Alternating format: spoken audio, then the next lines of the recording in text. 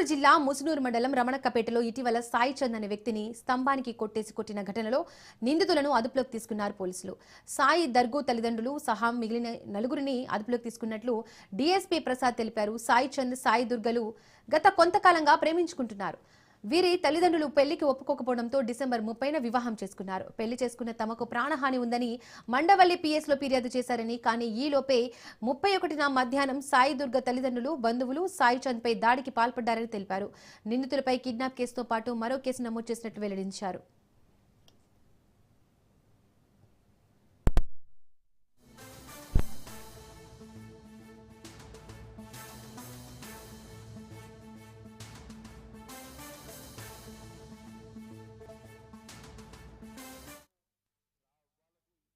ఈ పాప రమణక్కపేటలో post women కింద పనిచేస్తుంది.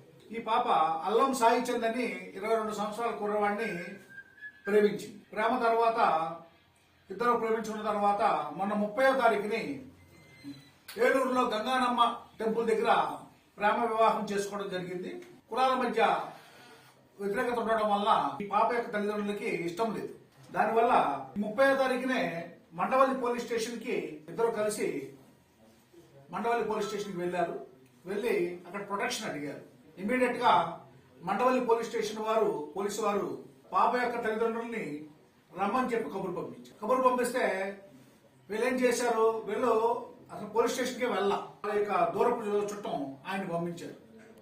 ఆ తాతగారు వెళ్ళిన తర్వాత ఈ పాప ఏమో నేను మా తల్లిదండ్రులతో నేను వెళ్ళను, పిల్లవాడు తోటి నాకు ప్రేమ ఉందో అతనితో నేను వెళ్తాను అనడంతో పోలీసు వారు ఈ పాపనేమో ఆ యొక్క కుర్రాడికి అప్పచెప్పి మీరు వెళ్ళిపోండి అని చెప్పారు. 31వ తారీఖుని రమణక్కపేటలో ఈ పోస్టల్ ఉమెన్ కింద పనిచేయడం వల్ల డ్యూటీకి రావడానికి గురించి ఈ రమణక్కపేట ముసునూరు మండలం రావడం జరిగింది.